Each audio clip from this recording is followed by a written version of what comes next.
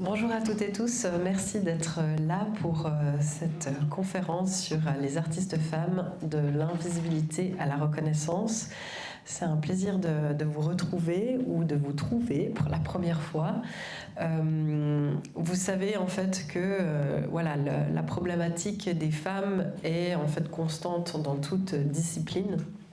Et aussi, ben voilà, le monde de l'art n'en fait pas fi, c'est ça aussi qui est problématique. Aujourd'hui, on tend vers certaines initiatives qui prennent en main un petit peu les choses, mais en même temps, on est encore loin de la parité que l'on espère. Donc pour commencer, je sais qu'il y a certains et certaines d'entre vous qui avaient assisté à la première conférence sur Louise Bourgeois et Camille Claudel. J'avais fait référence à cette fameuse question de Linda Nochlin, qui est une historienne de l'art américaine et qui avait posé la question « Pourquoi n'y a-t-il pas eu de grandes artistes femmes ?» Cette question, elle émerge dans un contexte, on va dire, de la montée en fait du féminisme à partir des années 1970, et ça, c'est valable aux États-Unis, mais aussi dans le monde en fait entier. L'idée était pour Linda Nochlin de répondre à cette question par des points d'invisibilisation des femmes et qui mettaient, si vous voulez, en lumière les problématiques que les artistes femmes ont connues durant des siècles. Bien sûr, il y aura des exceptions et je vais vous parler de ces exceptions. L'idée aussi, c'est de pouvoir se plonger dans les œuvres plutôt que sur les questions, on va dire les problématiques en soi. Mais c'est surtout aussi pour vous montrer qu'il y a des artistes femmes qui ont percé, il y en a qui vont percer, qui sont en train de percer. Et on constate aussi que les chiffres ont augmenté aussi par rapport au marché de l'art. Donc, quand elle évalue cette question, Linda Nochlin répond avec une première absence, on va dire, de données biographiques. Il se trouve qu'il y a beaucoup d'artistes qui ont été retrouvés, en tout cas des œuvres d'artistes qui ont été retrouvées, mais dont les données biographiques ont été soit perdues, soit jamais en fait recensées. Ce qui fait que c'est une problématique, on va dire, relativement constante, et c'est les chercheurs et chercheuses qui sont tout le temps en train de, si vous voulez, essayer de mettre à jour les banques de données, on va dire, on essaye finalement que la recherche soit constante, mais c'est encore difficile, l'investigation est encore difficile. Deuxième chose, il y a l'anonymat des créatrices. Alors parfois c'est voulu, parfois ça ne l'est pas.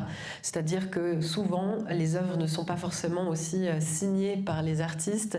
Peut-être c'est une question de légitimité. Aujourd'hui on parle beaucoup, beaucoup d'artistes femmes parlent de la légitimité. Ça c'est une question qui va venir et revenir aujourd'hui lors de la conférence. Vous avez également la dégradation des œuvres. Il y a beaucoup d'œuvres d'artistes femmes, et pas seulement d'artistes femmes, mais de manière générale qui ont été dégradées et dont on n'a pas forcément en fait les origines et parfois aussi même les œuvres, on va dire, complètes.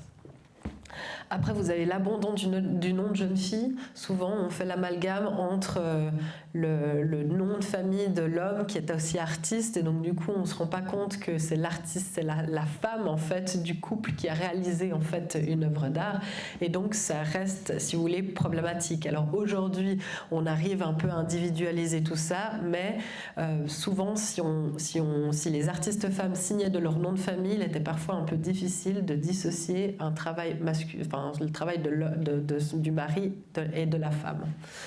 Après, vous avez la problématique que les écoles d'art ont été réservées aux hommes jusqu'à 1880. Alors ça, c'est un souci aussi. Vous avez quelques exceptions qui confirment la règle dont je vais vous parler aussi durant cette conférence, mais en soi, c'était vraiment réservé à la gente masculine, et donc pas de possibilité pour les artistes de se former. Les artistes femmes, pardon. Et puis, vous avez la réappropriation du travail féminin par les hommes. Alors ça, c'est arrivé plus souvent qu'on ne le pense, et peut-être l'exemple que l'on connaît un peu mieux, c'est Margaret Keane, dont je vais m'arrêter aussi plus en amont, comme ça vous comprendrez aussi qu'est-ce qui s'est passé aussi dans sa vie et pourquoi en fait cette réappropriation de son travail. la même année que Linda Nochlin pose la question pourquoi n'y a-t-il pas eu de grandes artistes femmes, Louise Bourgeois, qui commence en fait à avoir une certaine reconnaissance et qui enseigne en fait en école d'art, commence à se faire interviewer par des journalistes, et un journaliste a réalisé une interview d'elle où elle parle justement de ce statut d'artiste femme. Et on lui demande voyez-vous l'art comme un monde d'hommes? Et elle répond oui, c'est un monde où les hommes et les femmes essaient de satisfaire le pouvoir des hommes. Donc voilà comment elle le définissait dans ces années où justement les mouvements, on va dire, féministes commençaient à grandir. Donc elle ne se sentait pas forcément à l'aise avec son statut de femme dans le monde de l'art, elle l'a dit aussi et redit, et principalement aussi parce que la plupart des artistes avec lesquels elle a travaillé ou alors de qui elle était proche, c'était des hommes, notamment Juan Miro, avec lequel elle a aussi entretenu une relation amicale, et au-delà de l'artistique. Et c'est pour ça aussi que souvent on analyse le travail de Louise Bourgeois comme étant surréaliste, mais c'est un travail qui finalement est très personnel et donc qui n'est pas forcément lié à des concepts, on va dire, surréalistes. Il y a certaines initiatives qui aujourd'hui montrent les problématiques, on va dire, de la visibilité des femmes dans les institutions. En 1985, vous avez un groupe d'artistes femmes qui se sont formés en fait à New York et qui ont choisi de s'appeler les Guerrilla Girls, donc qui partent en fait finalement en bataille, en croisade, et qui portent des masques de gorille. Le gorille qui représente la masculinité, et donc il y a une sorte de contraste entre le féminin qu'elle représente dans la création, mais surtout au niveau identitaire, et ce masque en fait qu'elle porte. Ce masque de gorille qui caractérise, comme je vous ai dit, les éléments, on va dire, masculins. Elles vont dénoncer, et elles dénoncent encore aujourd'hui, depuis plus d'une trentaine d'années, même en une quarantaine d'années, cette idée justement que les artistes femmes ne sont pas forcément présentes dans les institutions, mais le sont plutôt, on dirait plutôt que les femmes sont présentes au niveau des nus, donc de la nudité, elles sont plutôt représentées, on va dire, nues comme modèles, mais moins comme artistes femmes. Donc vous avez vraiment dans la section, dans le musée d'art moderne, dans la section du musée d'art moderne, elle le dit au Met, donc au Metropolitan Museum de New York, elles disent il y a que moins de 4% des artistes femmes qui sont exposées, mais il y a 76% de nus présents dans les collections. Donc c'est un constat relativement fort, c'est un constat contre lequel justement elles essayent de se battre et faire valoir aussi leur voix. On ne connaît pas leur identité. Elles se nomment avec des noms d'artistes femmes connues comme Frida Kahlo. Et je ne sais pas si un jour on connaîtra leur identité ou non, mais à chaque fois en fait qu'elles sortent et qu'elles ont des actions, si vous voulez, au musée, elles ont ce masque de gorille. Donc c'est quelque chose de revendicateur, mais à la fois nécessaire aussi pour montrer cette problématique de la visibilité des artistes femmes dans les institutions. Il y a, comme je vous disais, certaines exceptions qui confirment la règle. Je vous ai dit effectivement que les écoles d'art n'étaient pas ouvertes aux artistes femmes jusqu'en 1880, donc ça a été problématique parfois pour la formation de ces dernières, à moins que elles avaient un parent qui était artiste et surtout un papa artiste. Et c'est le cas en fait de ces deux artistes que je vous présente. L'une, Lavinia Fontana, qui s'inscrit dans un contexte, on va dire, de la Renaissance italienne, et d'Artemisia Gentileschi qui s'inscrit dans le contexte baroque de l'art. Et donc c'est là que va se jouer, si vous voulez, elles vont jouer un rôle important dans ces périodes artistiques, parce qu'elles vont avoir un statut qui va leur permettre d'avoir une certaine visibilité de leur vivant. Ce qui est intéressant, c'est que ce sont deux artistes qui ont été totalement invisibilisés et qui, depuis peut-être une vingtaine d'années, on essaye de retrouver un petit peu des données biographiques, et aussi on a certains écrits aussi, fort heureusement, dans les archives qui ont été en fait retrouvés, qui nous permettent en fait de dire comment elles ont été connues en fait de leur vivant. Donc Lavinia Fontana et même de manière générale les artistes femmes, mais qui se définissaient peut-être pas comme telles aussi à l'époque, dans cette période de la Renaissance, touchaient à des sujets qui étaient, on va dire, entre guillemets, réservés aux femmes, c'est-à-dire les scènes de genre, l'autoportrait, le portrait. C'est en fait, si vous voulez, des thématiques qui étaient touchées par les femmes parce qu'elles n'avaient pas la possibilité justement d'étudier autre chose, et donc elles étaient totalement en fait inspirées par leur histoire de vie, mais aussi par les personnes qui les entourent. Et donc là, l'autoportrait au clavecin. Lavinia Fontana provient d'une famille d'artistes. Son papa est artiste, ses frères et sœurs aussi. Son père encourage à la formation artistique à tel point qu'il les prend aussi sous leurs ailes. Elle ne fait pas que de la peinture, elle travaille aussi également le piano, mais aussi le clavecin. Et donc c'est pour ça qu'elle se représente en fait avec ces deux passions, donc autant la peinture que le clavecin. Elle nous regarde, donc il y a aussi une intention de la part de l'artiste à s'imposer en tant qu'artiste. Et puis un jour, son père décide d'envoyer un de ses travaux à Michel-Ange. Michel-Ange voit qu'il y a du talent chez cette jeune femme et la pousse à partir en fait à la cour d'Espagne, donc chez Philippe II, et elle va devenir l'artiste attitrée du roi et de sa famille. Et c'est une première pour une artiste femme, et c'est ce qui va lui permettre effectivement d'obtenir cette reconnaissance, on va dire, artistique de son vivant. Elle va y rester quelques années pour ensuite revenir en Italie. De l'autre côté, vous avez Artemisia Gentileschi qui, elle aussi poussée par son père, connaît une certaine reconnaissance artistique de son vivant. Il y a une volonté pour elle clairement de s'inscrire en tant que femme, mais aussi en tant qu'artiste dans ce monde dominé effectivement par les hommes. Elle arrive dans une période où vous avez un Caravage qui illumine en fait l'Italie et pas seulement, et donc il faut essayer aussi de se faire une place.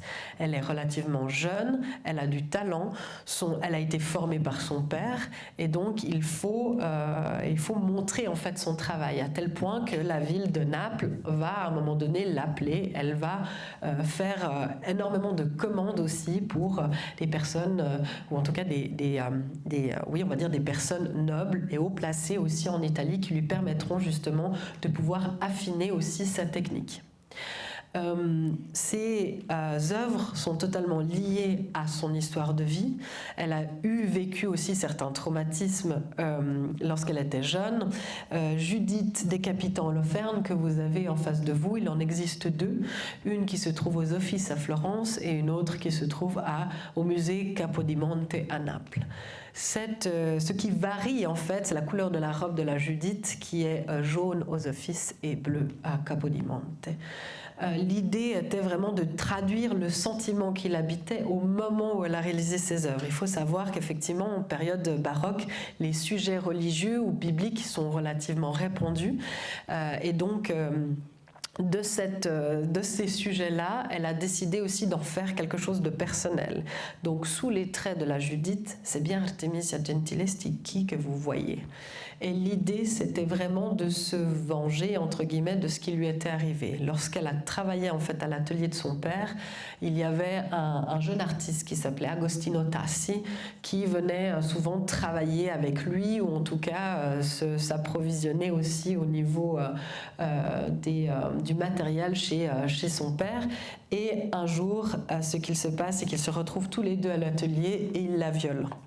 Ça va être documenté dans un long procès que vous pouvez trouver. C'est devenu un livre aussi. Il y a vraiment tout le procès qui met en lumière ce qui s'est passé. Bien sûr, Orazio Gentileschi, qui est le père d'Artemisia, prend la défense de sa fille. Il croit à sa fille. Ça va aller très loin jusqu'à ce qu'il fasse promettre à Agostino Tassi de la marier. Il ne le fera jamais. ce qui sera vraiment une déception pour Gentileschi, mais en même temps, ce que je vous disais, c'est qu'elle va vraiment se venger au travers de la peinture et va choisir en fait de le décapiter dans son œuvre.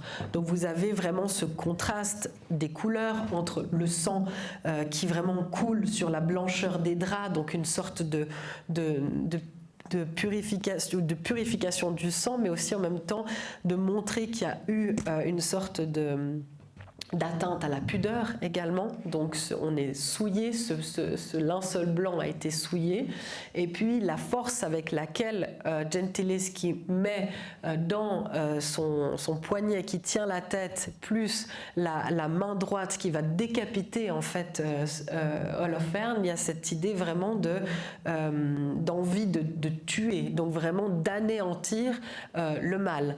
Et ce qui est intéressant, c'est que Caravage va aussi représenter la scène, mais de manière un peu plus érotisée et avec moins de violence. Et puis, une particularité que Gentileschi va mettre dans sa peinture, alors on le voit peut-être pas tellement bien ici, mais le regard d'Holoferne. Vous avez ce voile en fait qui vient se mettre progressivement sur les yeux, qui montre en fait qu'il est en train de trépasser. Donc il y a cette idée violente de la mort imminente qui est représentée en fait dans cette œuvre, aidée par une autre femme. Donc il y a ce concept aussi de sororité qui est important aussi chez Gentileschi, parce qu'il y a aussi pas mal de femmes représentées soit en duo, soit en trio, et qui montrent justement cette ferveur de montrer que la femme a un certain pouvoir, surtout quand elle est aidée. Donc tout ça, c'est une question qui va prendre de l'ampleur dans son travail et qui va intéresser aussi les personnes haut placées, pas uniquement en fait l'Église, parce qu'on sait que l'Église est un commanditaire très actif dans ces périodes-là et va lui permettre d'obtenir une certaine reconnaissance. Mais parce qu'il y a en fait un travail aussi acharné au-delà de la technique, c'est aussi la présentation de soi dans une œuvre. Et ça, c'est très important chez les artistes de manière générale, c'est qu'il y a un don de soi qui se fait dans l'œuvre, où on retrouve toujours des éléments de vie, et déjà à l'époque, qui marquent, si vous voulez, des tournants importants dans la vie des artistes. D'autres artistes femmes aussi ont connu une certaine renommée, mais voilà, on peut vraiment les compter sur les doigts d'une main à chaque fois par époque. Mais c'est important de comprendre aussi ces parcours. C'est qu'à un moment donné, elles ont joué aussi un rôle important, que ce soit dans le monde de l'art, mais aussi dans la vie des gens, la vie des personnes qui ont compté dans l'histoire. Je prends ici l'exemple d'Elisabeth Vigée-Lebrun, qui est une artiste française et qui avait trouvé une sorte de reconnaissance auprès aussi d'autres artistes masculins. Et c'est une des rares artistes qui faisait partie, donc au XVIIIe siècle, de l'Académie de peinture et de sculpture. Elle a réussi, de par sa technique et son talent, à être reconnue par ses pairs, à tel point qu'à un moment donné, c'est la cour de France qui la repère. Pour une raison aussi très simple, c'est que Marie-Antoinette a le même âge qu'Élisabeth Vigée-Lebrun et est touchée par son histoire de vie. Elisabeth Vigée-Lebrun est une maman célibataire qui essaye de subsister, de vivre et de faire vivre aussi sa jeune petite fille au moyen de la peinture. Alors ce qu'elle fait, c'est qu'à un moment donné, elle la prend sous son aile et elle devient la portraitiste attitrée de la reine. Donc pendant quelques années, avant que la Révolution française n'arrive, Elisabeth Vigée-Lebrun travaille au portrait de la reine Marie-Antoinette. Et principalement, elle la représente de manière bien sûr, on va dire, de la meilleure des manières possibles, et surtout avec des éléments qui lui sont propres, c'est-à-dire son jardin de roses, ici Marie-Antoinette à la rose étant une fleur qui va vraiment être le symbole de cette reine et qui va être un moyen pour Elisabeth Vigée-Lebrun de sublimer aussi les traits de la jeune femme, et notamment cette jeune femme qui est pleine de vie. En général, les joues relativement roses ou grandement roses représentent justement cette vie et cette jeunesse. Et aussi, au-delà d'être vraiment, avoir ce lien, on va dire, pictural avec Marie-Antoinette, elles deviennent aussi amies, parce qu'il y a un lien, elles sont toutes les deux mères, elles ont le même âge, il y a un lien en fait assez fort qui se crée. Et c'est pourquoi, à un moment donné aussi, pendant la Révolution française, Élisabeth Vigée-Lebrun se voit un peu contrainte aussi de quitter un moment le territoire de Versailles et Paris, parce que justement, il y a cette problématique qu'on la lie aussi un peu trop à la reine, et donc sa vie est aussi en danger. Donc là, il y a aussi cette idée, finalement, qu'il y a le lien avec la reine, mais aussi le lien, en fait, on va dire, totalement personnel. Et ça, c'est vraiment très important. C'est ce qui va permettre souvent aux artistes femmes, ici en question, d'obtenir une certaine reconnaissance. Rosa Bonheur, que vous connaissez peut-être sans doute, c'est peut-être la peintresse animalière la plus connue de manière générale. Il y a eu une magnifique exposition au musée d'Orsay il y a environ 3 ans, où vous aviez vraiment une rétrospective absolument fantastique. La seule œuvre qui n'avait pas été en fait disponible, c'était justement ce marché aux chevaux. C'est une œuvre monumentale et donc difficile à déplacer, qui se trouve au Metropolitan Museum et qui est au niveau assurance, etc. C'était compliqué de l'obtenir, mais enfin c'est une œuvre en fait magistrale qui témoigne de la ferveur et du mouvement, mais aussi de la question en fait animale qui vient en fait remplacer l'humain, d'où l'importance, si vous voulez, de cette peinture animalière. Rosa Bonheur se fait connaître parce que déjà elle a un papa qui est artiste, qui dirige une école d'art, qu'elle va elle-même ensuite diriger parce que son père la nomme à la tête de cette école. Elle va obtenir une Légion d'honneur, elle va être reconnue aussi par la République pour son travail artistique. Et ce qui est intéressant, c'est qu'elle ne se cache pas d'être ouvertement homosexuelle. Elle partage sa vie avec 2 femmes, dont une, c'est une qui est plus jeune et qui va en fait écrire une magnifique biographie sur elle, de manière générale, autant sur son travail artistique que sur sa vie personnelle, et qui raconte justement à quel point Rosa Bonheur s'est investie pour les artistes femmes. Elle a même dit à ses élèves « Faites ce que je vous dis et je ferai de vous des Léonard de Vinci en jupon ». Voilà, ça témoigne de la ferveur de vouloir faire connaître et d'institutionnaliser, on va dire, le travail aussi des artistes femmes. Ça, c'était important, c'était un de ses objectifs. Le marché aux chevaux est aussi connu parce que, alors, à l'époque, et ce jusqu'en 2012, il y avait une loi en France qui interdisait aux femmes de porter des pantalons. Et pour aller au marché, aux chevaux, qui était normalement juste pour les hommes, elle a dû demander une dérogation, une autorisation à l'État pour porter des pantalons. Ça, vous le trouvez. Hein. Alors, il y a la lettre qui est exposée au château Rosa Bonheur, mais aussi à Thomery, donc pas loin de Paris. Mais vous la trouvez, cette lettre aussi, sur Internet, ce qui est assez intéressant. Et donc, voilà, c'est souvent une anecdote qu'on se souvient d'elle, et ça montre aussi la ferveur avec laquelle elle avait envie d'aller en fait directement in situ travailler sur ces mouvements en fait de ces animaux. Et elle ne peint pas donc in situ, c'est souvent à partir de croquis. Vous avez beaucoup de croquis de sabots, d'encolures, de crinières aussi qui volent. Donc ça, ce sont vraiment à partir de visuels et parfois de photographies, parce que la photographie aussi émerge dans ces années-là, mais aussi très chère, donc ça reste aussi quelque chose de très rare aussi pour elle. Sa pratique d'abord, c'est vraiment par le biais de croquis.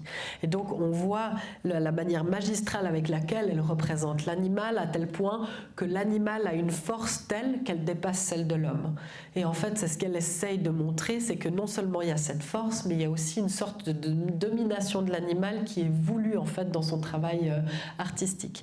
Et ça permettait aussi de montrer que il y a une certaine fougue, une certaine liberté aussi chez ces animaux qui méritent aussi d'être reconnus, connus, mais aussi reconnus. Et c'est pour ça qu'elle va se se distinguer, c'est que finalement, parmi ses pairs, elle va être la représentation, on va dire, extrême de la peintresse qui représente les animaux, donc de la peinture animalière. C'est une des artistes que l'on connaît le plus parce que déjà, c'était finalement une thématique qui était peu abordée et ça lui permettait justement d'avoir une sorte d'être un petit peu exclusive dans le domaine ou dans cette thématique-là. Donc elle a su être reconnue par aussi l'utilisation des ombres et des lumières. Ça lui permettait aussi de travailler, de mettre en exergue aussi les muscles, pas uniquement les mouvements, mais aussi le fait d'assombrir aussi la scène, de mettre en lumière ses chevaux, mais de manière générale les animaux. Ça lui permettait aussi de montrer toute comme je vous disais, la puissance en fait de l'animal.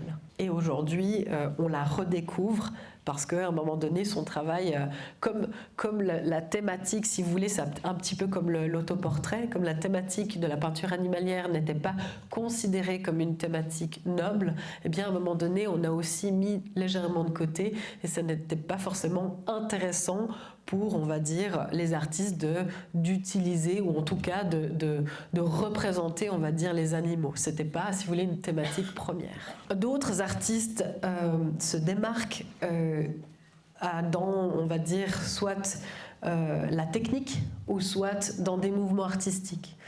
C'est le cas de Julia Margaret Cameron, qui est en fait qui réalise ici un portrait de sa nièce qui est Julia Jackson et qui est la mère de Virginia Woolf.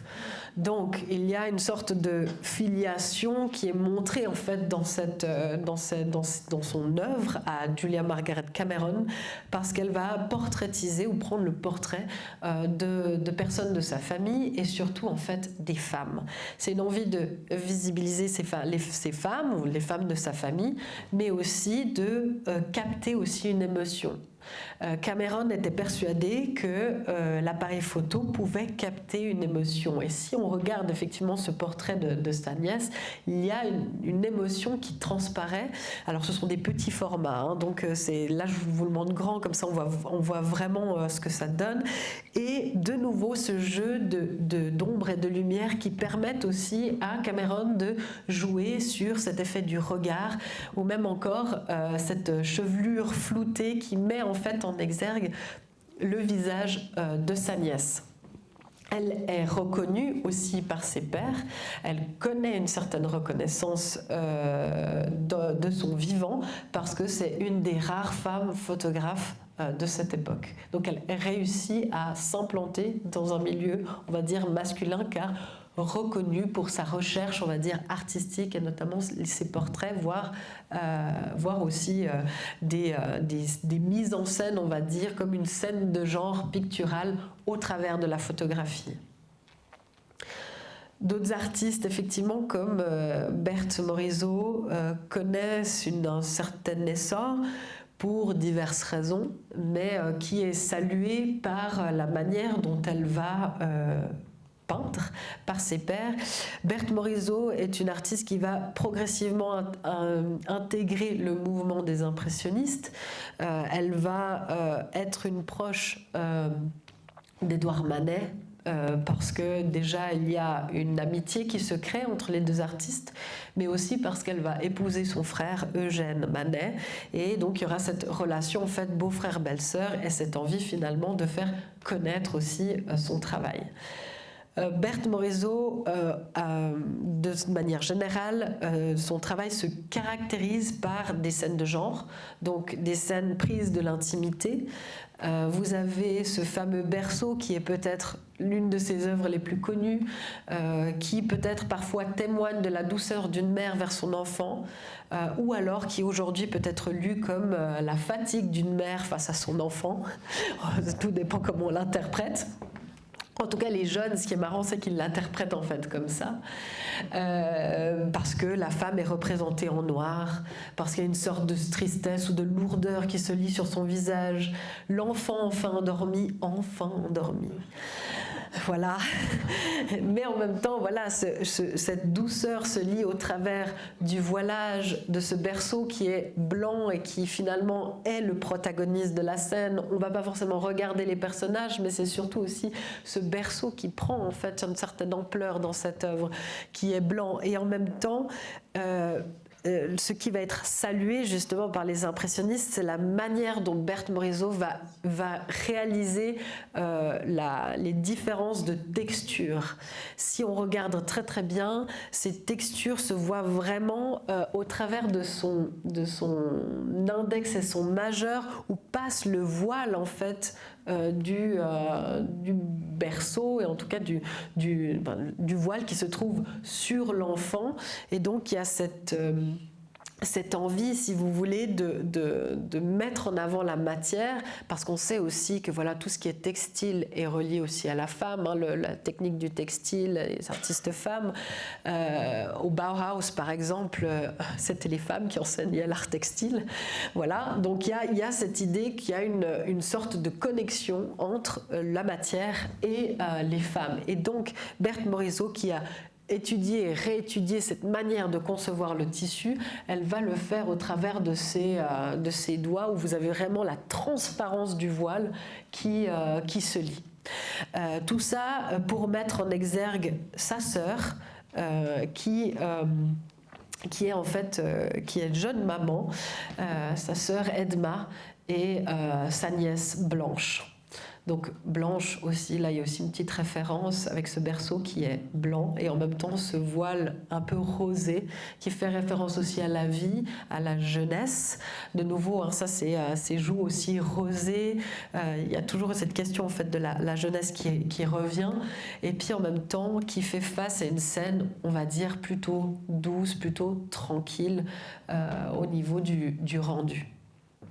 Donc totalement, si vous voulez, inspiré par les femmes qui font partie de leur entourage et qui leur permettent à un certain moment donné de gagner une certaine reconnaissance. Oui, en parlant de reconnaissance, Hilma af Klint, je pense que vous avez peut-être déjà entendu son nom il y a peu de temps. C'est une artiste qu'on a redécouverte.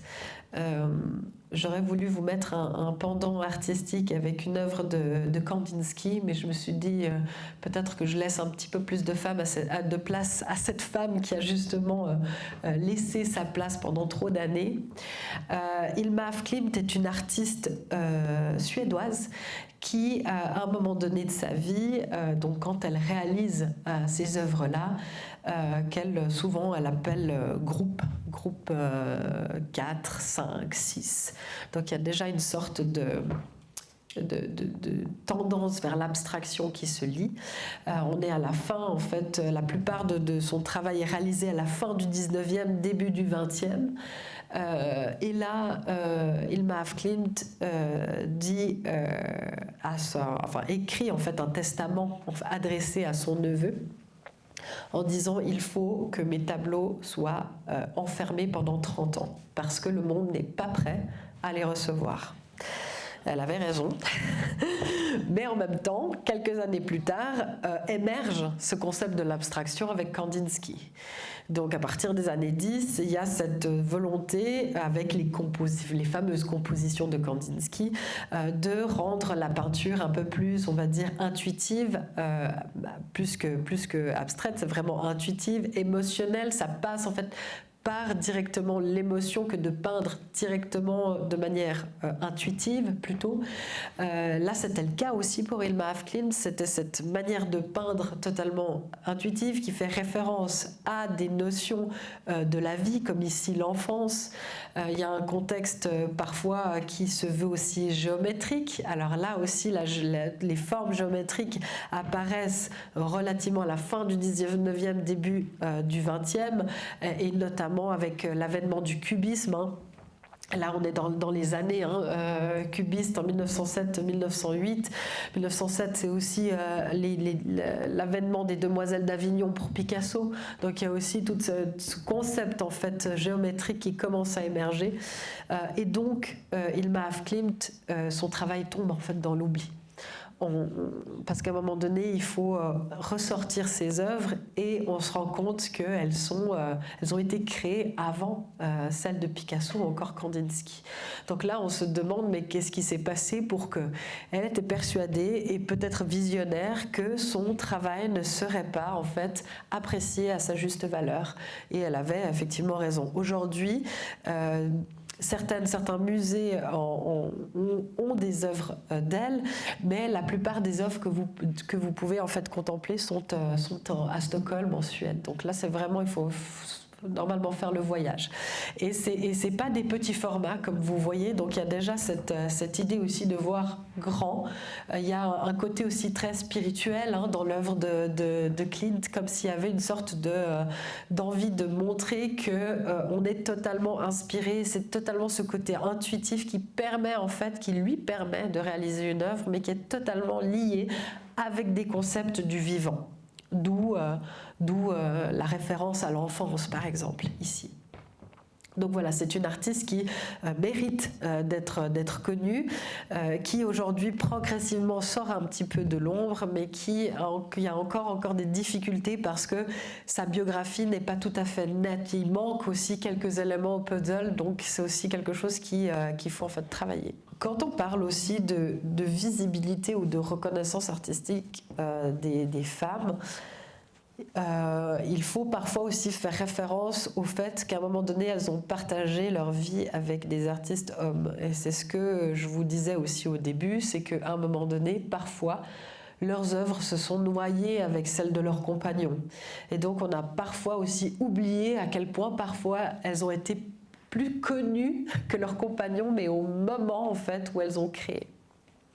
Alors, vous avez d'un côté Gabrielle Münter, qui a eu une magnifique rétrospective au musée Paul Klee à Berne il y a quelques années, et qui montrait en fait l'importance de son travail, et lorsqu'elle partageait aussi sa vie avec Kandinsky, et le fait que potentiellement c'est elle qui aurait amené l'abstraction dans l'art parce qu'elle aurait été fascinée par les fauvistes à Paris. Donc là, il y a une grande question qui se soulève, sauf qu'à un moment donné, on a décidé de l'oublier parce que, pour des raisons notamment de protection de son travail, elle s'est acoquinée ou, on va dire, enrôlée, entre guillemets, avec les nazis, chez les nazis. Et donc, son travail a été controversé, on l'a mise de côté, mais en même temps, on comprend aujourd'hui pourquoi en fait elle a fait ça. Et c'est surtout pour se protéger, pour protéger son travail et celui parfois de Kandinsky, mais aussi d'autres artistes du mouvement, on va dire, des premières abstractions. Là ici, Der Blauberg, ça fait partie justement de cette phase expressionniste des Cavaliers Bleus, Der Blaue Reiter. Donc c'était une des artistes femmes, l'unique, qui faisait partie des Blaue Reiter et qui utilisait justement la couleur bleue comme étant la couleur suprême dans les œuvres d'art pour mettre justement en exergue des éléments, on va dire, familiers.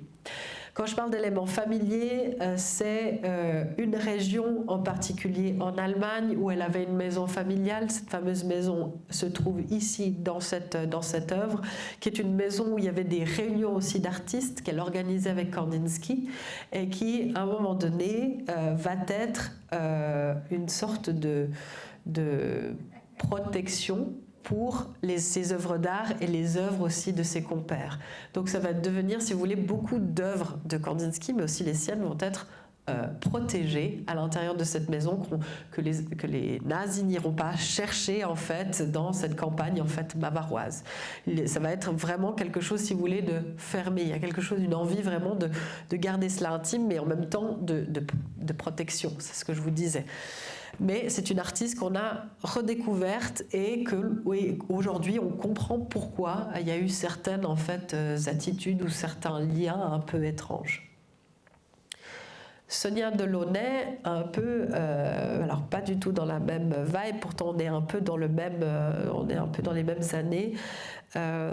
Épouse, elle qui vient en fait de son Ukraine natale, arrive à Paris pour justement travailler, mais aussi pour la pratique aussi artistique. Rencontre Robert Delaunay. Robert Delaunay, dont on connaît l'œuvre, est connu en fait déjà aussi sur la scène artistique parisienne. Elle commence justement à représenter des choses qui lui sont directement liées dans sa vie. Par exemple, elle a réalisé en fait des couvertures patchwork pour son fils. Elle a utilisé certains motifs géométriques dans son travail qui vont devenir un petit peu viraux et que finalement c'est plutôt son mari qui va, alors pas la copier, mais qui va être inspiré directement par elle. Mais souvent on a eu l'impression que c'était l'inverse. Mais il y a certaines expositions qui mettent justement en exergue cette partie en fait où elle a tellement été sollicitée qu'elle a réalisé des vêtements, dont des robes, et puis elle a aussi fait des partenariats avec l'automobile. Elle a aussi costumisé des voitures. Et là, c'était rare aussi pour une femme d'avoir autant de succès dans sa production artistique. Et c'est comme ça que ça lui a valu une certaine, on va dire, cote ou en tout cas reconnaissance dans le monde de l'art à tel point que les différents designers allaient en fait la chercher. Mais progressivement aussi oubliée parce qu'on a toujours plus connu le nom de son mari que le sien. Aujourd'hui, alors surtout au Centre Pompidou, qui lui réserve aussi, c'est d'ailleurs les premières, en tout cas à l'époque, c'était les premières œuvres quand vous rentrez dans la collection permanente que l'on voyait quand on passait la section des billets. Donc il y a une envie directe aussi de remettre, si vous voulez, en exergue ces œuvres d'artistes, surtout voilà, ces artistes qui à un moment donné ont été un peu oubliés.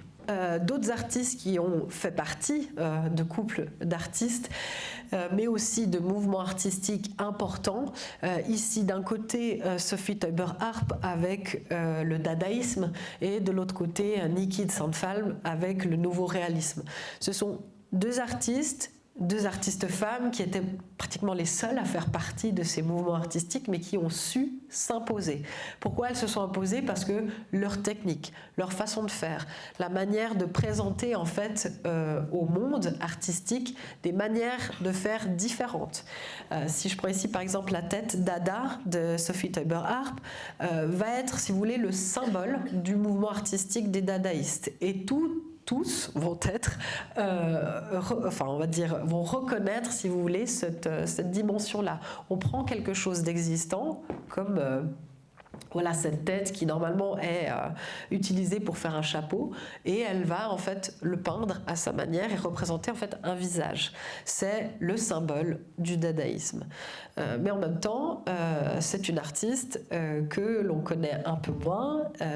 Jean Harpe, qui est son mari, on le connaît un tout petit peu plus aussi, qui est aussi un des initiateurs du mouvement Dada à Zurich en 1916.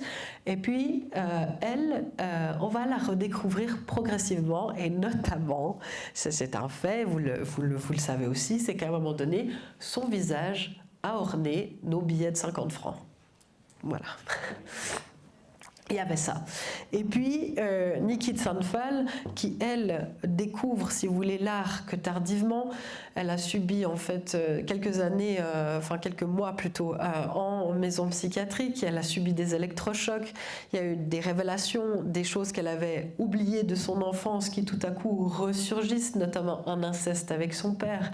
D'où cette figure, en fait, du patriarche qu'elle va tenter à chaque fois d'anéantir dans son travail, va être reconnue par ses pairs, et notamment par Jean Tinguely, avec qui elle partage sa vie pendant de nombreuses années, mais aussi d'autres artistes des nouveaux réalistes qui vont en fait reconnaître Niki comme étant l'une d'entre eux, mais aussi avec une technique particulière qui sont les fameux tirs.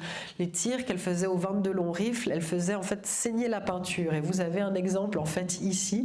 Elle utilisait toutes sortes d'éléments comme des jouets aussi de ses enfants qu'elle recouvre en fait de plâtre. Elle va notamment aussi gonfler des ballons qu'elle va remplir de peinture, et à un moment donné, qu'est-ce qu'elle va faire? Elle va tirer sur la peinture. Il faut tirer sur le patriarcat, il faut tirer sur le patriarche, il faut que la femme soit reconnue. Donc il y a une certaine revendication, on va dire, féministe de sa part, et montrer que finalement, elle qui est la seule nana dans le nouveau réalisme, il faut montrer qu'il y a une certaine présence féminine dans les arts. Et ça va lui valoir justement d'être même, je dirais pas adulée, mais en tout cas vraiment reconnue parmi ces grands artistes qui composent les nouveaux réalistes et pas uniquement Jean Tinguely. Et on la connaît aujourd'hui parce que effectivement, elle met ces fameuses nanas au milieu de tout et ça lui permet justement de pouvoir montrer que il y a une sorte de symbole relativement fort et ça passe justement par la femme, par la naissance, par la création, mais plus pour elle, c'est la procréation. En parlant de procréation, il y a aussi des artistes qui, à l'instar de Niki Sandfall, n'ont pas pu avoir d'enfants, n'ont pas eu la possibilité, on va dire, d'avoir des enfants. Et c'est le cas de Georgia O'Keeffe et de Frida Kahlo. Alors, dans un contexte un petit peu différent, mais en même temps, cette question de la maternité, elle va être quand même aussi importante chez les artistes femmes, et notamment chez ces deux artistes qui revendiquent peindre leur propre réalité. Les deux. Georgia O'Keeffe se fait connaître parce qu'elle elle est en école d'art, elle réussit en fait à se démarquer à tel point qu'un galeriste de New York vient la chercher. Ce galeriste qui est marié, qui a déjà des enfants, qui est Alfred Stieglitz, un grand photographe de New York, tombe amoureux d'elle et à un moment donné, où se pose la question qu'elle souhaite des enfants, lui il dit « Tu n'as pas besoin d'enfants, tu as tes œuvres d'art ». Il décide pour elle. Donc elle va créer cette œuvre-là en 23, qui symbolise en fait la rupture aussi avec Stieglitz, ces alligator pears qui font totalement référence aux ovaires. Aux ovaires et ces ovaires qui à un moment donné vont faner et donc plus de possibilités. Et donc elle a mis, si vous voulez, de côté cette question de la maternité, en tout cas pour elle, même si à un moment donné, ça l'a aussi obsédée et elle a dû en fait le créer. Frida Kahlo n'a jamais eu d'enfant parce que justement il y a eu cette problématique de l'accident de tram, une barre de métal qui lui a en fait traversé le bassin et qui ne lui permettait pas d'avoir de porter un enfant jusqu'à plus de 7 mois. Et vous savez que dans les années 30 c'était compliqué, pas d'enfants prématurés, pas de couveuse et aussi il y avait des déficits placentaires qui faisaient que l'enfant n'était pas, en fait, n'avait pas le nutriment qu'il fallait aussi pour survivre. Donc elle décide de mettre des symboles dans sa peinture qui représentent la fragilité, la lenteur, la féminité. Est-ce qu'on est femme si on n'a pas d'enfant? Ça, elle se pose aussi la question à un moment donné dans son journal. L'infertilité du sol qui est totalement liée à son infertilité aussi également, l'envie d'avoir un corps qui est fort, aussi fort qu'un monument d'acier ou encore un mannequin en plastique. Là, il y a cette question justement du corps et de cette maternité inachevée qui va rester l'un des plus gros chagrins de sa vie. Vous avez une énorme larme d'ailleurs qu'elle représente sur sa joue gauche. C'est vraiment montrer qu'il y a en fait cette problématique de la femme qui n'est pas mère, mais qui aurait voulu. D'autres artistes se mettent en lien avec justement des nouvelles techniques, on appelle ça des happenings, mais aussi des performances artistiques. Ce sont souvent des femmes qui sont à l'honneur, et là je vous ai mis Yoko Ono avec les cut pieces, et puis Marina Abramovic avec son premier Rhythm qui s'appelle Rhythm Zero, et qui a été performé dans une galerie à Naples en 74. Et là, on est dans des années où justement il y a une sorte d'émancipation de la femme, une envie de se réapproprier son propre corps. Qu'est-ce qu'on fait quand on laisse libre accès avec l'art à son corps? Il y a eu des violences aussi, alors moins pour la performance de Yoko Ono que celle de Marina Abramovic, qui décrit comme un calvaire au départ relativement calme, et puis après je vous ai mis une photo des objets qui ont pu être en fait utilisés sur elle. Elle a eu des grosses blessures, le sectionnement la moitié d'un de ses tétons par exemple. La performance s'achève quand une personne du public s'empare du pistolet et veut lui tirer dessus, et là il y a une autre personne du public qui intervient.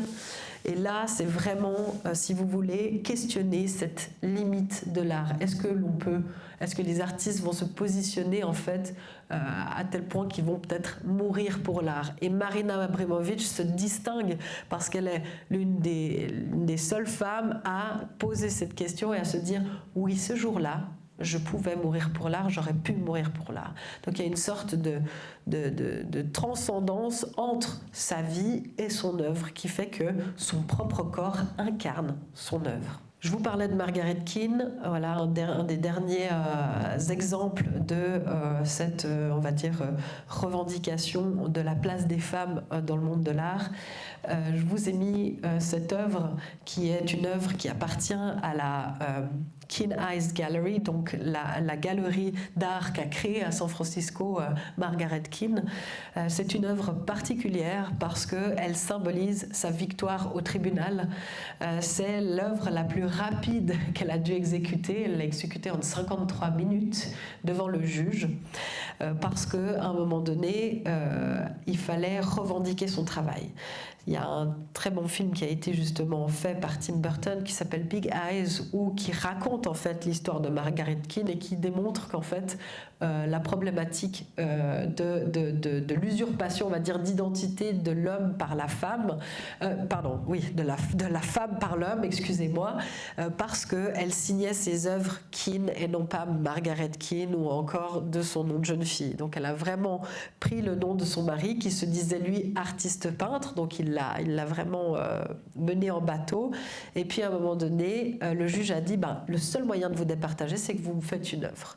Alors lui a dit ah non, j'ai une tendinite, je le fais pas.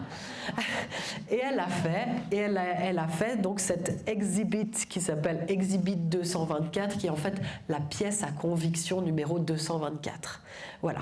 Et donc cette œuvre, elle reste, si vous voulez, emblématique du travail ou du parcours de la lutte de Margaret Keane pour récupérer son nom, parce qu'il faut savoir que pendant une dizaine d'années, elle n'a pas pu signer ses tableaux. Donc c'était compliqué. Elle s'est retirée à Hawaï parce que c'était trop compliqué de rester en fait à San Francisco. Donc là, il y a une sorte de victoire de la femme, et ce, par la production en fait d'une œuvre in situ, pour montrer qu'il y avait cette valorisation aussi de son travail artistique qui avait été en fait perdu. Dernier exemple, juste pour vous montrer à quel point les artistes femmes ont cette idée de reconnaissance, c'est qu'il y a des artistes aujourd'hui qui questionnent cette thématique de l'intimité et comment faire rentrer le public dans leurs intimités. Ça passe par l'utilisation d'objets, et notamment là, je vous ai mis des lits. D'un côté Sophie Calle et de l'autre côté Tracey Emin. Sophie Calle s'interroge justement sur cette question de faire rentrer le public à l'intérieur de son intimité, c'est-à-dire faire dormir des étrangers dans son propre lit et les photographier. C'est une photo d'ailleurs qui appartient au musée cantonal des Beaux-Arts, qui fait partie de la collection en fait permanente, et qui n'est pas exposé actuellement, mais qui reflète ce qu'elle essaye en fait de dire par rapport à cette question de l'intimité public artiste, et aussi on va dire chez l'artiste à l'intérieur. Présentée aussi comme ça, Tracey Emin, qui est une artiste londonienne qui connaît une expansion majeure aujourd'hui. Aujourd'hui, la Tate représente cette œuvre qui s'appelle My Bed et qui témoigne de 3 mois dans son lit après une rupture, de qu'est-ce qui s'est accumulé aussi au niveau des objets. Vous avez le lit qui est symbole de cette tristesse, des valises enlacées sur le côté qui montrent l'envie de partir mais en même temps d'être attaché. Et puis les déchets, les paquets de cigarettes vides, les bouteilles de vodka vides aussi, le doudou, les pantoufles, les médicaments, l'envie de, si vous voulez, de montrer une sorte de période de sa vie et donc faire en sorte que le public à nouveau rentre dans cette intimité. Ça va tellement déranger qu'aujourd'hui une œuvre, enfin les personnes, le public qui s'immerge, ça va questionner, mais ça va aussi permettre à l'artiste de se faire connaître, forcément, parce que ça bouscule. Quelques initiatives à la visibilité des artistes femmes. Vous avez un premier lieu qui est fondé en 1981 et qui est le National Museum of Women in the Arts à Washington, D.C. Là, c'est la toute première initiative qui a été prise en main au niveau institution pour représenter en fait les femmes. Vous avez la possibilité de voir en fait vraiment des chefs-d'œuvre féminins dans cette institution qui menace de fermer ses portes aussi. Ça, c'est aussi une grosse problématique. Vous avez AWARE qui est en fait les Archives of Women Artists Research and Exhibitions qui a été mis en route à Paris par Camille Morino qui est une des historiennes de l'art qui lutte aussi pour la visibilité des artistes femmes et depuis plus de 20 ans parce c'est elle qui a été à l'origine de l'exposition Elle au Centre Pompidou. Vous avez le FAM qui est le Femme Artiste du musée de Mougins qui a été inauguré en 2024 et c'est Christian Levette qui est en fait fondateur de ce musée qui est trader mais qui est collectionneur d'artistes femmes et principalement d'artistes femmes qui ont fait de l'expressionnisme abstrait comme Joan Mitchell ou Elaine de Kooning. Et puis enfin, mon initiative avec le musée Artistes Femmes qui a ouvert ses portes, comme vous l'a dit aussi tout à l'heure Sabine, il y a une semaine et qui promeut les artistes femmes à la fois émergentes mais aussi les artistes qui ont aussi été pour pouvoir raconter cette idée en fait de filiation. Et c'est important parce que ça permet aujourd'hui de faire connaître ce travail artistique longtemps invisibilisé, mais c'est aussi un moyen de faire connaître des artistes qui ont besoin de reconnaissance parce qu'elles ont cette question justement de légitimité et quelque chose qui est en fait central dans leur questionnement mais aussi dans leur état d'être en tant qu'artiste. Voilà, je vous remercie beaucoup pour votre écoute.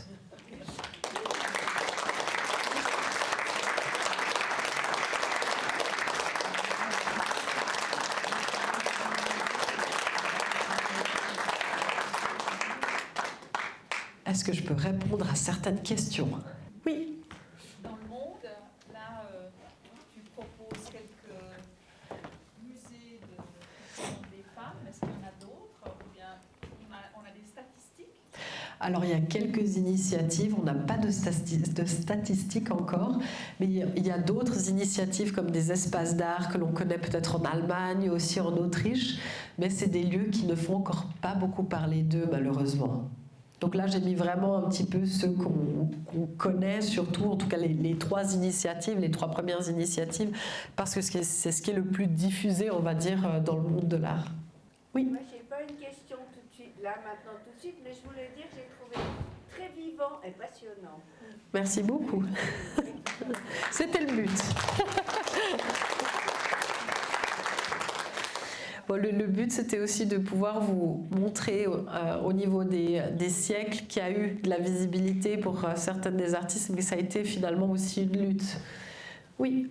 Alors, j'aimerais attirer votre attention sur la prochaine exposition qui aura lieu à Saint-Maurice, à la Fondation Atelier d'Artistes, sur Jeanne B. Ah, bien. Alors, le vernissage se fait le 28 mars. Ah, super, merci beaucoup. Et je vous signale aussi que cette institution a édité un ouvrage sur les femmes. Oui. Et il y avait une exposition il y a 2 ans consacrée à un certain nombre de ces artistes qui font partie du fond de la collection. Absolument. Je suis au fait, puisque j'ai donné une conférence dans une table ronde lors de cette exposition. En avril ou en mai. Voilà, exactement, tout à fait. Merci. Oui. J'ai juste vu ce matin qu'il y aura une exposition de Hilma af Klint au Grand Palais à Paris du 6 mai au 30 août. Voilà, merci, ça c'est très bien. Donc si vous avez l'occasion d'aller à Paris entre le mois de mai et le mois d'août, ben voilà, Hilma af Klint, vous pouvez découvrir son travail monumental. Merci beaucoup pour l'information. Oui. Petit complément d'information concernant Visarte Suisse. Moi je me souviens en tant qu'artiste, quand je suis arrivée ici à Lausanne dans les années 80, il était impossible encore de se présenter à Visarte. Ah voilà. C'est très récent que les femmes ont pu être inclus dans Visarte. Ah bah voilà, bah, encore une institution qui... Oui, parce que j'avais dû passer par... Il y avait c'était l'association des femmes artistes. Oui. Et c'est par là que j'étais arrivée, avant que Wizarté propose à La société. l'association des femmes artistes Oui. de rejoindre Wizarté. Ah ben voilà. Donc c'est récent tout ça. Oui, ben, c'est ça, elle a une quarantaine d'années, même pas. Voilà. Vous voyez, il y a encore du travail. D'autres questions? Et pour le futur, parce que avec les IA et avec le coding qui est souvent c'est le jeune homme qui fait, Oui. et aussi dans le gaming world, Ah oui. le gaming, vous voyez la participation des femmes. Voilà, c'est ça. Quand je dis dans tout domaine, la femme est peu présente. C'est pas dans ce milieu justement du gaming. Elles sont aussi invisibilisées. Ouais, tout à fait. Oui. Comment vous allez choisir vos artistes pour votre musée artistes femmes? Vous avez un âge limite? C'est des femmes qui vont proposer leur travail? Alors, on a un onglet artistes sur le site internet et les artistes peuvent envoyer leur portfolio et puis après on évalue effectivement les candidatures. Après on a deux sortes de formations, une pour les artistes émergents, donc qui sont au tout début de parcours, et d'autres pour les affirmés qui ont déjà un parcours professionnel mais qu'on aide en fait à affiner aussi leur professionnalisation dans le monde de l'art. Et puis après ça, parfois on invite aussi des artistes à exposer qui font pas forcément partie de la MAF Academy ou du Femtora qu'on propose. Et là, on les invite aussi en fonction de leur parcours, on va dire, artistique, et saluer aussi leur parcours. Oui. Il y a juste le Brooklyn Museum à New York aussi, où il y a l'œuvre exceptionnelle de Judy Chicago qui est exposée. Eh oui, elle n'est pas tout le temps exposée, mais c'est vrai, The Dinner Party, elle est des fois aussi parfois exposée. C'est une œuvre qu'elle a réalisée en 1974 et qui rend hommage aux femmes qui ont traversé les âges et qui ont été connues, comme d'ailleurs Virginia Woolf, où elle présente des assiettes en fait en céramique sur une table en forme de triangle et qui en fait représente le féminin, le triangle, c'est le sexe aussi féminin. Et puis sur ces assiettes en céramique, ce sont souvent des éléments végétaux, floraux, qui font référence à cette idée de filiation, de création, de procréation, mais aussi tout simplement le sexe féminin. Et c'est une artiste, Judy Chicago, qui se revendique en fait féministe. Sur les réseaux sociaux, sur Instagram, elle est très active et elle se dit vraiment féministe. Elle porte souvent la couleur violet, que ce soit sur les lèvres ou dans les cheveux. Donc c'est quelqu'un qui est vraiment très très impliqué pour la femme, le statut de la femme, on va dire, non seulement sociétal, mais aussi artistique. Oui. Est-ce que vous pouvez vous imaginer que plus tard, vous organisez des conférences également dans le MAF avec des sujets, donc avec les mêmes thématiques sur les femmes? Oui. Où les artistes peuvent s'exprimer sur ce qu'ils exposent? Oui, tout à fait, c'est prévu. Normalement, vous avez déjà le programme qui est en ligne, où vous avez les artistes, donc les 12 visages qui exposent dans Cellule, proposent justement des conférences ou des ateliers où elles expliquent en fait leur processus. Donc c'est déjà possible de s'inscrire. Et moi-même, je vais aussi donner aussi un cycle de conférences, mais ça sera plutôt à partir du mois de mai. D'accord. Il y a quelque chose comme un newsletter? Oui. Oui, vous pouvez vous inscrire à la newsletter avec grand plaisir. Quand vous arrivez sur le site du MAF, tout en bas, vous pouvez vous inscrire à la newsletter. Merci beaucoup. Mais je vous en prie. Merci beaucoup à toutes et tous d'avoir assisté à la conférence et puis au plaisir de vous retrouver au MAF.